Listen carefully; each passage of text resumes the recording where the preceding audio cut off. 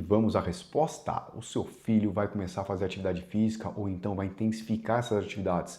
Que exame eu peço para o meu pediatra? O eletrocardiograma ou o ecocardiograma? Só para entender o porquê desses exames, a gente vai tentar impedir a morte súbita no exercício. É isso que a gente quer com esse rastreio de exames. Para vocês entenderem o que é a definição de morte súbita. É a morte não traumática, inesperada, que ocorre dentro de 24 horas, onde o indivíduo foi visto com saúde e sem sintomas, ou a morte inesperada em até 1 hora dos sintomas, ou a morte inesperada com início de sintomas tão rápido que não pode ser certificada com segurança por médico familiarizado com o paciente. E a resposta que não quer calar, a gente vai pedir o eletrocardiograma. E eu vou explicar para vocês por quê, dando alguns exemplos, sendo o último qual é a diretriz brasileira. Começou a acontecer muita morte súbita de criança e de adolescente fazendo esporte na Itália. Veneto foi estudar isso e ele pegou os casos de 1980 até 2013.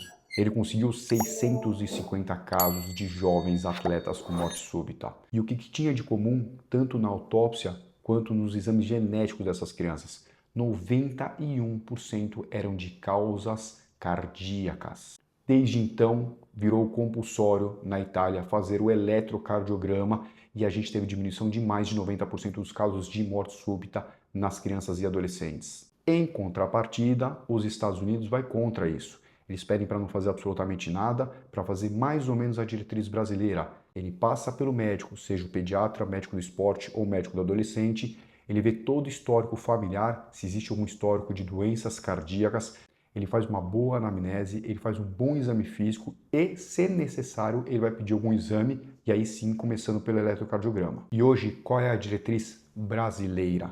De crianças até 35 anos, ou seja, estamos passando pelas crianças, adolescentes e chegando nos jovens adultos, inicialmente história, anamnese, exame físico e eletrocardiograma para todo mundo, tanto o que vão fazer atividade física intensa como aqueles que vão fazer de forma mais leve. De 35 até 59 anos, as diretrizes são as mesmas, a não ser que tenha algum histórico para ir fazer o teste de esforço, os testes funcionais, o espirométrico ou o ergoespirométrico.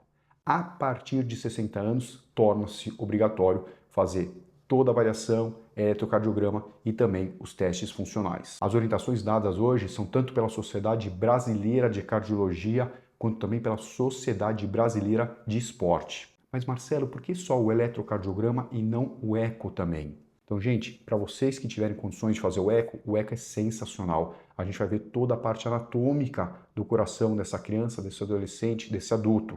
Mas não é todo mundo que tem condição. Com um eletrocardiograma bem feito, com 12 derivações, a gente consegue diagnosticar mais de 95%, vou repetir, mais de 95% dos problemas cardíacos. Então, o que eu falo para todo mundo?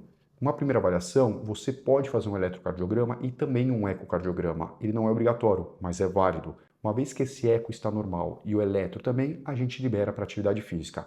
Não precisa ficar repetindo o ecocardiograma. O ecocardiograma só vai ter indicação de repetição se tiver alguma indicação médica. Então o médico acha que fez alguma valvulopatia ou tem alguma endocardite ou alguma outra alteração, mas é um exame anatômico. O que precisa ficar claro é que eletrocardiograma normal, a criança será liberada para atividade física, mas é um exame que, dependendo da atividade física e dependendo do que o teu médico achar, tem que ser repetido a cada 6 meses, 1 ano. Então, diferente do ecocardiograma, não é aquele exame que você faz uma vez só e não precisa fazer de nenhum jeito. Tem que fazer essa repetição, tem que fazer esse segmento eletrocardiográfico. Existem indicações onde o eletro é necessário, o eco é necessário e até outros exames. Mas o que vocês precisam entender é que são situações específicas onde um médico vai indicar a realização destes exames. Então é isso, pessoal. Se você tiver que escolher um exame só, faça o eletrocardiograma. Ele dá uma cobertura sensacional para a grande maioria das doenças cardíacas e a gente vai deixar nossas crianças, adolescentes e até você adulto